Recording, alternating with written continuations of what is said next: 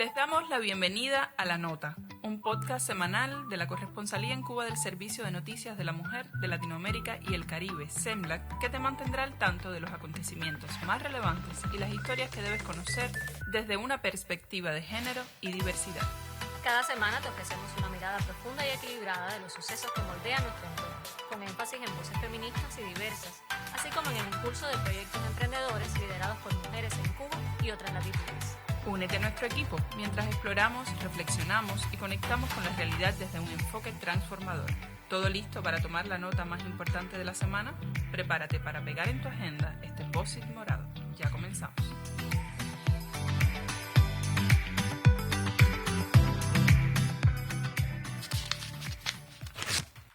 Salí de Cuba hace aproximadamente unos 6 años. Vine a la ciudad de Mérida, Yucatán. Salí definitivamente, ¿no? Sabía que veníamos a intentar empezar de cero en un país diferente. Por obvias razones, la situación en Cuba y demás. Vine con mi esposo en ese momento. Mi hijo tenía 7 años y se quedó en Cuba con mi mamá. Si hay un tema que ha moldeado la vida de millones de personas alrededor del mundo es la migración, por su impacto tanto en las personas que migran como en las familias. En el año 2020, la cifra total de migrantes alcanzó los 281 millones en todo el mundo. La OIM, Organización Internacional para las Migraciones, destaca que esta cifra representa un incremento significativo en comparación con años anteriores. Detrás de cada decisión de migrar existen historias profundas y complejas, y en este episodio nos enfocaremos en cómo las migraciones influyen en las dinámicas familiares y las reconfiguran. Llegué aquí en noviembre del 2017 y para marzo del próximo año a mi papá le diagnosticaron cáncer de esófago.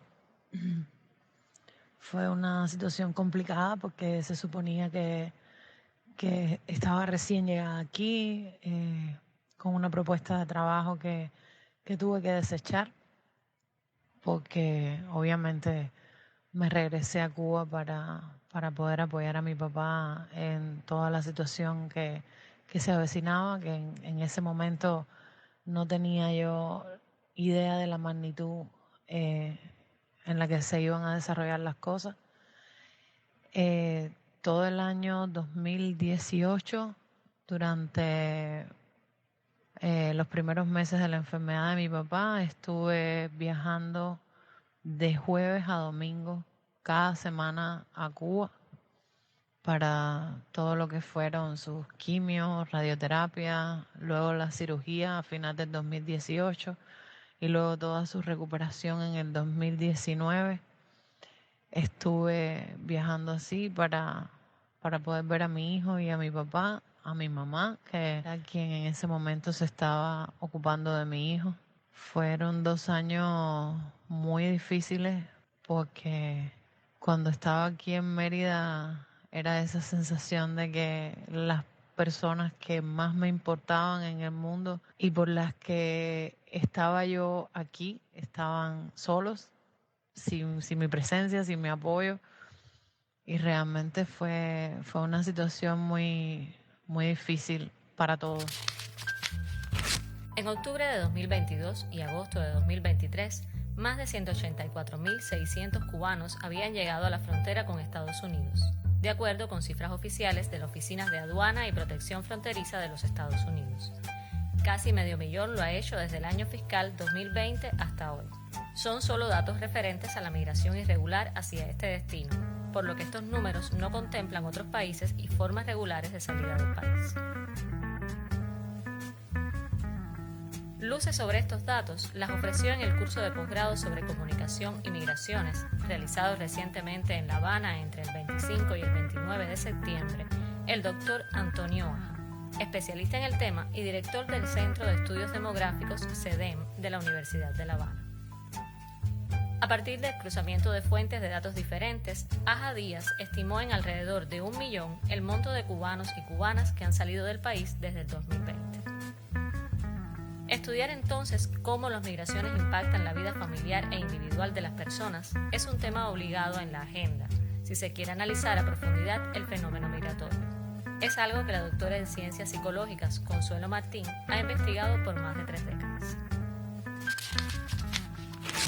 Históricamente, la comprensión de la migración familiar se ha visto como complemento de las migraciones forzadas por desastres naturales, guerras o de las migraciones laborales. O sea, en sí misma no se ha trabajado a profundidad ni desde el punto de vista de los derechos, de las leyes, etcétera, sino que ha sido, insisto, complemento de las leyes, por ejemplo, de protección al migrante laboral y sus familias.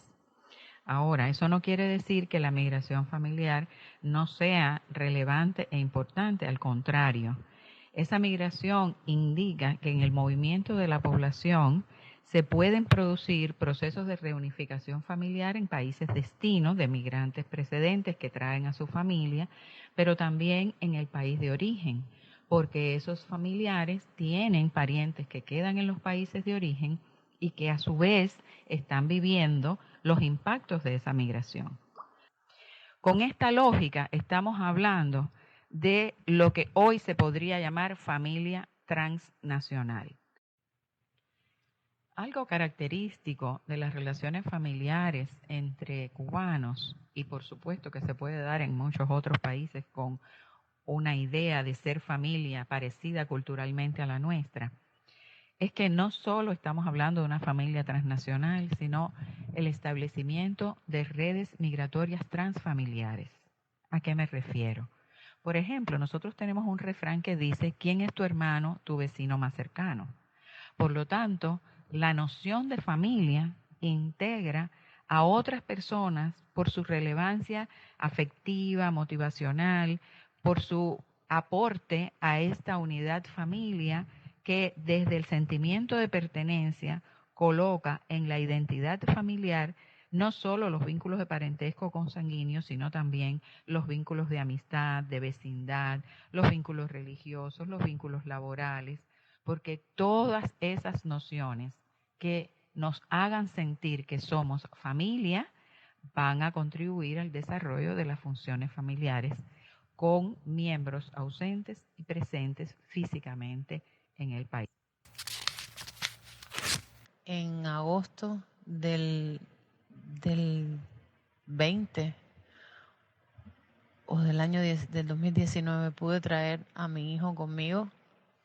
Puse su reclamación, que fue todo un proceso, fue una odisea, entre conseguir citas, entre presentarte a las embajadas, entre legalización de documentos. Fue complicado, pero lo pude traer conmigo.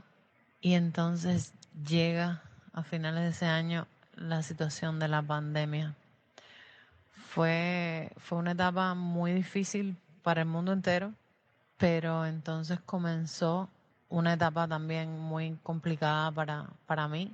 Mi mamá y mi papá se quedaron en Cuba, mi papá todavía en un proceso de recuperación con una calidad de vida muy baja, mi mamá sin trabajar, viviendo sola, y yo aquí sin poder trabajar también, porque de pronto todo se cerró. Yo había conseguido trabajo en un restaurante y todo se cerró.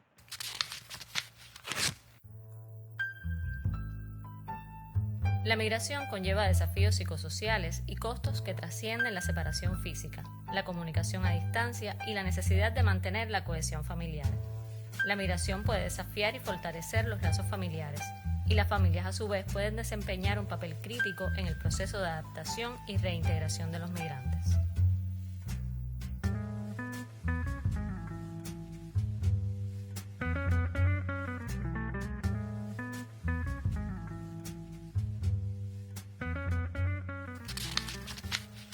La organización familiar, que integra prácticas transnacionales cotidianas, impacta la estructura, la dinámica y las funciones de la familia. Hay que redistribuir los roles, se complejiza la dinámica del miembro familiar que está ausente. porque está ausente físicamente, pero puede estar presente en la distancia. Si el vínculo con esas personas que se mueven son cercanos, la distancia física se puede acortar y no significar distancia afectiva a través, por ejemplo, de la utilización de las redes sociales digitales, de la comunicación audiovisual que se puede lograr a través de medios como WhatsApp, por ejemplo, que eso no existía con anterioridad, y por eso aprovecho para enfatizar que cada vínculo de las familias transnacionales está contextualizado en el momento en que se estén viviendo y con las prácticas cotidianas posibles según la disponibilidad de ese momento.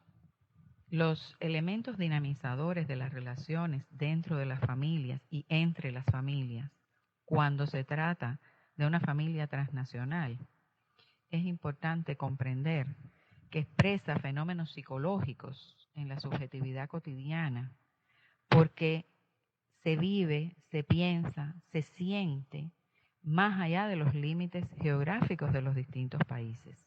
Dado que mi familia más cercana, tal vez que decidimos que unos emigraran y estábamos de acuerdo, tal vez no, se generan nuevos conflictos a solucionar que casi siempre se basan en conflictos anteriores que existían. Y por el contrario, podrían existir vínculos armónicos antes de la migración de alguno de los miembros de la familia, y luego de esta es que se producen los conflictos familiares que están precisamente producidos por el acto migratorio de alguno de sus miembros. Vivimos mucho tiempo prácticamente del apoyo y la ayuda de amigos y familiares que están en Estados Unidos y nos apoyaban con algo para poder subsistir aquí. No podía ayudar a mi mamá y a mi papá en Cuba, y esa situación fue por casi 2 largos años. La incertidumbre y esa sensación de que algo estaba terriblemente mal duró mucho tiempo. Así fueron los 4 primeros años que estuve aquí. Mis propósitos seguían siendo los mismos: poder traer a mi mamá, poder traer a mi papá, porque aquí, a pesar de que las cosas se complicaron muchísimo por las circunstancias, pues sabía que podía cuidar mejor de ellos y que podían tener un nivel de vida un poquito mejor.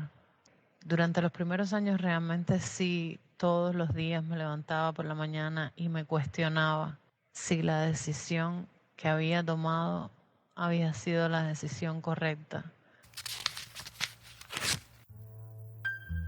Uno de los mitos más frecuentes cuando se habla de migración es la creencia de que este fenómeno solo concierne a los hombres. Sin embargo, es importante desmitificar esta idea, ya que la realidad es muy diferente. De hecho, el 48% de los migrantes en el mundo son mujeres, lo que ha dado lugar a un proceso de feminización de la migración. Esto significa que las mujeres también desempeñan un papel fundamental en la movilidad humana y enfrentan desafíos únicos en el camino.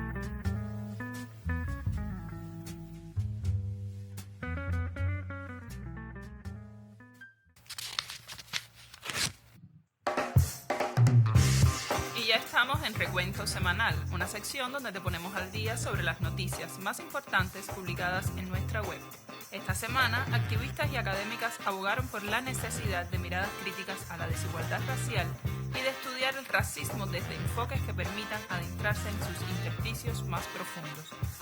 Los participantes en el espacio Martes de Debate, que organizó el 26 de septiembre el Centro de Investigaciones Psicológicas y Sociológicas, el CIP, bajo el tema Diálogo sobre afrodescendencias y racismo en el contexto cubano actual, coincidieron sobre la urgencia de comprender y desafiar el legado histórico de discriminación hegemónica que pesa sobre la población afrodescendiente. Fue noticia también la inauguración el pasado 26 de septiembre de un nuevo espacio de promoción cultural en la capital cubana. Acogido por la librería y Centro Cultural Tuxpan, el espacio en femenino tiene como anfitriona e impulsora principal a la ensayista Zaida Capote Cruz, y su objetivo es promover el legado histórico de mujeres que marcaron distintas épocas, En esta primera edición se presentó el libro Elvia Carrillo Puerto, La monja roja del Mayab, de la investigadora mexicana Monique Lemaitre. La discriminación basada en la edad ocupó un espacio en nuestra agenda a propósito de celebrarse el Día Internacional de las Personas Mayores el pasado 1 de octubre. Sobre el tema se debatió durante el coloquio Diálogos Intergeneracionales para un Mundo sin Edadismos, organizado por la Cátedra Universitaria del Adulto Mayor de la Universidad de La Habana y la Asociación Cubana de Naciones Unidas. Escúchanos desde iVoox y YouTube. Si das clic en cenlan-cuba.net podrás tomar notas sobre estas importantes temáticas.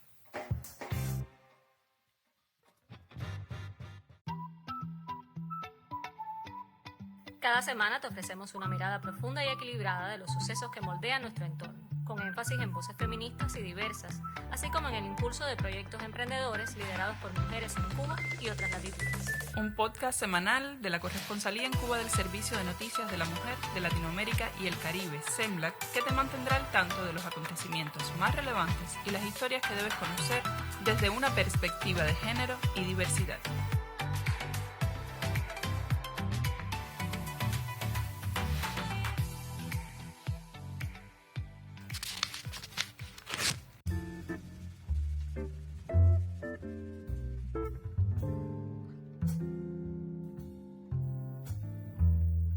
Dentro de las complejas dinámicas familiares relacionadas con la migración, una estrategia que merece especial atención es el retorno. Aunque a menudo se asocia la migración con la partida hacia nuevos horizontes, el regreso a la tierra natal también es una realidad para muchas familias.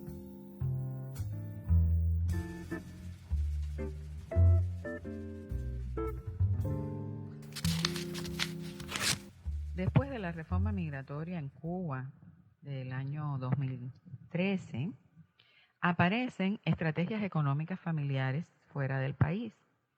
Por ejemplo, realizar proyectos profesionales en otros países, aprovechar los viajes de visita que existían por 24 meses para trabajar, ganar dinero y regresar, obtener fuentes de ingreso y recursos provenientes del exterior. Esos son 3 ejemplos de familias que hemos entrevistado y que hacen y ponen en evidencia que las prácticas cotidianas desde hace 10 años a la fecha, en ellas se abre la posibilidad de concebir la migración en diversos niveles. El regreso a la tierra natal puede manifestarse de diferentes maneras y con distintas motivaciones. Algunas familias optan por el retorno permanente, buscando reconstruir su vida y restablecerse nuevamente en su lugar de origen.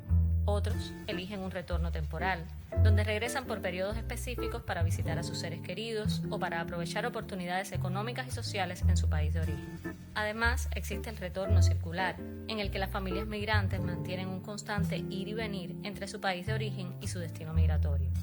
Cada tipo de retorno presenta desafíos y oportunidades únicas, tanto para los individuos como para las familias en su conjunto.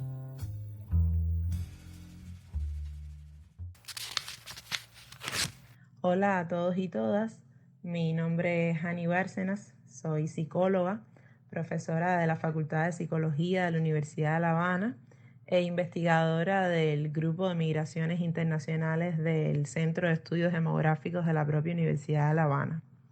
Hace alrededor de 10 años investigo sobre el tema migratorio cubano actual y específicamente en los últimos años sobre la migración de retorno a Cuba. Desde un enfoque psicosocial, la propuesta es entender la migración de retorno como el proceso que permite mantener vínculos con su lugar de origen y también aquel proceso que permite a los migrantes satisfacer esas necesidades de pertenencia. Aunque en el pensamiento cotidiano de sentido común pareciera como una idea remota el tema del regreso actualmente a Cuba, las estadísticas demuestran que sí hay personas regresando a nuestro país por diversos motivos.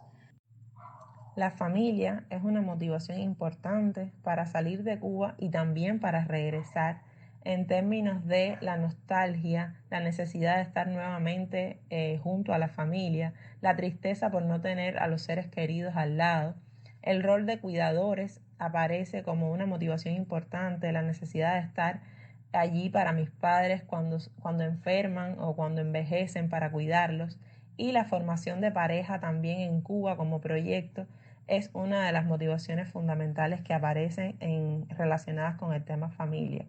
También en el término de las condiciones de salud, tanto la preservación de la salud física como mental es una motivación importante para venir a recuperarse o hacer sus tratamientos en Cuba, con una confianza importante en el sistema de salud cubano, sobre todo en época de pandemia, con el tema de las vacunas y demás. Las causas económicas también aparecen como una motivación importante para regresar. Lo mismo para invertir en Cuba los ahorros que se obtienen en el exterior, como porque es mejor también vivir en Cuba con ingresos provenientes del exterior que vivir con esa misma cantidad de dinero pues en otros países donde a veces no es suficiente. Y también las dificultades económicas en el país destino, o sea, allá pues me quedé sin empleo, allá sentía que me explotaban por el trabajo que estaba haciendo y la remuneración que recibía, etcétera. También hay un número importante de personas que aseguran que pues se fueron de Cuba con la idea de regresar en algún momento una vez que cumplieran sus objetivos, que cumplieran las metas de su proyecto migratorio.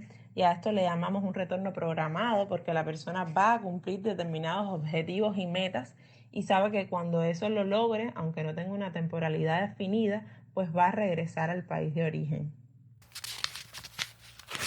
Sentía que vivía encima de un avión regresando una y otra vez al lugar donde me había querido ir por tanto tiempo y sin embargo no podía hacerlo, no podía irme porque lo que más me importaba estaba ahí y realmente no necesitaba una recarga, no necesitaba que le hiciera una transferencia, no necesitaba nada material, necesitaba de mi presencia, necesitaba que yo estuviera ahí. Y en ese momento sí uno se replantea muchas cosas, ¿no? ¿Qué es lo que sales a buscar? ¿Qué es lo que realmente encuentras? ¿Qué es lo realmente importante? Y para mí fue muy difícil, para mi familia fue muy difícil. En el contexto migratorio, las mujeres se enfrentan a una mayor vulnerabilidad y exposición a situaciones de violencia de género. La condición de migrante acentúa esta realidad, ya que con frecuencia se encuentran con una escasa red de apoyo social o familiar y se ven inmersas en un contexto cultural distinto al propio, donde pueden experimentar discriminación y desigualdades estructurales basadas en género, clase, edad, etnia, nacionalidad y lenguaje.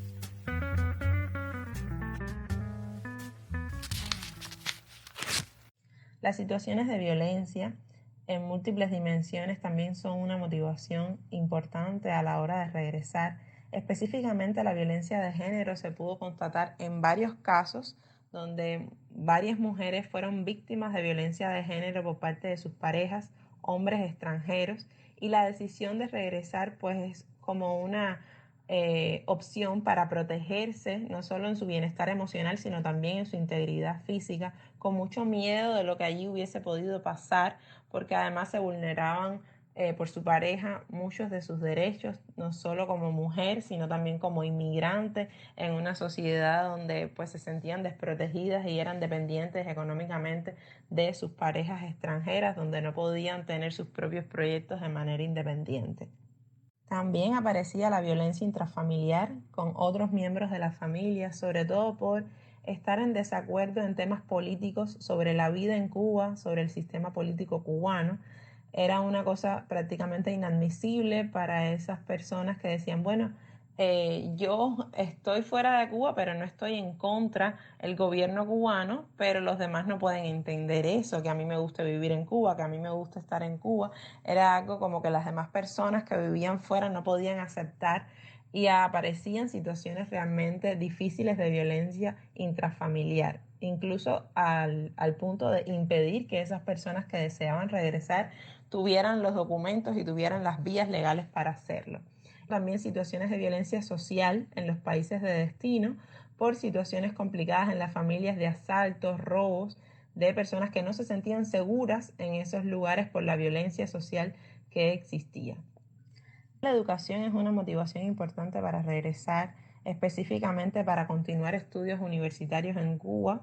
para pasar la universidad, la carrera que quiero en Cuba, pues la familia no puede costear probablemente esos estudios en los países de destino y luego pues probablemente regresa al lugar donde vive la mayoría de su familia.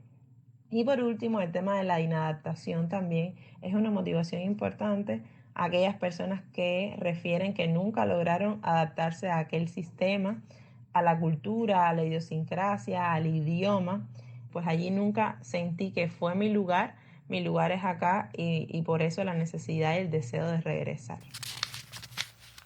Siento que he logrado muchas cosas, me he tenido que crecer ante tantas dificultades, pero lo he logrado y me siento bien y logré tener a mi familia conmigo, pero sí quedaron muchas marcas de ese proceso. Todavía mi papá está en Cuba y también se está replanteando con 70 años tener que dejar su país, tener que dejar su casa, tener que dejar sus cosas y venir aquí. Y una de las cosas que me dice es que yo siento miedo porque tú no estás. Siento miedo porque si tengo que enfrentar de nuevo una situación de enfermedad, una situación tan difícil, yo me aterro. Porque tú eres mi confianza, tú eres mi seguridad, tú eres mi sensación de que si hay una posibilidad de que las cosas salgan bien, es cuando tú estás. Como mismo existe una multiplicidad de motivos para regresar al país, existen muchas maneras de regresar al país. Estamos hablando básicamente de un retorno voluntario, pero que no necesariamente implica un traslado físico. La mayoría de las personas vienen físicamente a Cuba, pero también la OIM, que es la Organización Internacional de las Migraciones, reconoce desde el 2008 un tipo de retorno que se llama virtual y nosotros le decidimos llamar retorno virtual implícito, que no es más que aquel donde el migrante puede transmitir al país de origen sus conocimientos, sus habilidades, ingresos, productos culturales, entre otros vínculos concretos, sin necesidad de regresar del país donde reside. Esto es un tipo de retorno importante para aprovechar en países como el nuestro, con las condiciones actuales como con la crisis económica que tenemos, donde las personas, por supuesto, se cuestionan la decisión de regresar, pues creen que ahora mismo no es la mejor opción por la situación que está atravesando el país, pues el retorno virtual implícito habla de cuántas contribuciones pueden hacer nuestros migrantes, nuestros cubanos que residen en cualquier país del mundo, en sus lugares de residencia, sin tener que volver a Cuba físicamente. Pues hay muchas maneras de mantener los vínculos concretos, vínculos profesionales, en sus sectores de desarrollo y de trabajo, en sus maneras de relacionarse también con sus comunidades, con sus instituciones. Por lo tanto, hay muchas maneras de contribuir que se reconocen en este tipo de retorno que Cuba debiera aprovechar y realmente reconocer y potenciar también para que nuestra población migrante sepa cuánto puede hacer y cuánto el país lo desea y lo necesita. También es importante reconocer en esta diversidad de tipos de retorno que existen personas que programan su retorno, o sea, hay un retorno programado, pero hay otras personas que tienen un retorno circunstancial, que quiere decir que el migrante no tenía concebido su regreso inicialmente, pero que las circunstancias personales, familiares y también del contexto determinan su retorno. Este retorno circunstancial pues es reconocido muchas veces en la literatura por otros autores, sobre todo latinoamericanos, que hablan de un retorno del fracasado. Nosotros como investigadores y también como psicólogos sociales no estamos de acuerdo con esta categoría porque es una etiqueta que estigmatiza y que relaciona la idea del retorno con el fracaso, y realmente esto es algo con lo que no estamos de acuerdo. Primeramente porque la persona no fracasa. En todo caso, lo que fracasa es su proyecto migratorio. Pero porque no le fue bien, porque no se cumplieron sus expectativas, no quiere decir que haya una sensación de fracaso o una experiencia de fracaso. Simplemente circunstancias ajenas a la propia voluntad pues hacen probablemente que la persona sienta que es mejor regresar porque aquí no se cumplieron mis expectativas iniciales. La idea del fracaso también es algo que debemos transformar como sociedad, porque es algo que está presente aquí en Cuba y también en los propios migrantes que se mueven. Y muchas veces por esta idea de no aceptar que fracasé en mi proyecto migratorio, pues las personas deciden mantenerse allí en los lugares donde residen, a pesar de que allí pues no están todo lo bien que desearían estar o no se están cumpliendo todas sus expectativas iniciales. Y eso es algo que desde la psicología social, desde las ciencias sociales, tenemos que trabajar, que transformar en función de desligar esta relación que pareciera que el retorno constituye un fracaso para las personas que están implicadas en este proceso, porque nada más lejos de la realidad. Y por último, también diferentes tipos de retorno en cuanto a la temporalidad, el tiempo de estancia de ese proceso de retorno. Estamos hablando de que existen retornos permanentes al lugar de origen, pero existen retornos temporales.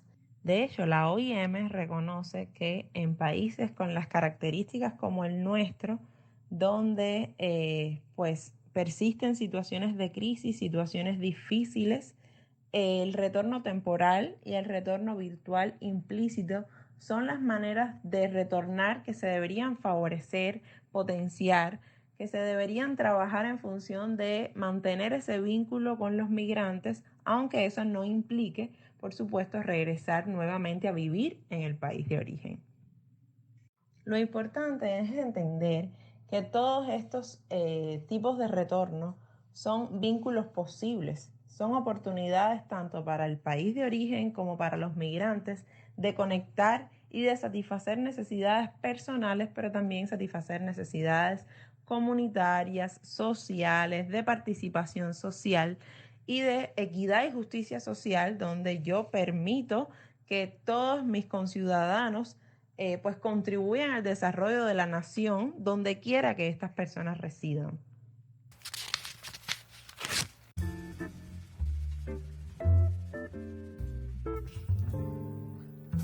Detrás de cada historia de migración se encuentran seres humanos impulsados por sueños, esperanzas y el deseo de construir una vida mejor para sí mismos y sus seres queridos. Migrar, moverse de lugar y destino es un derecho de todas las personas.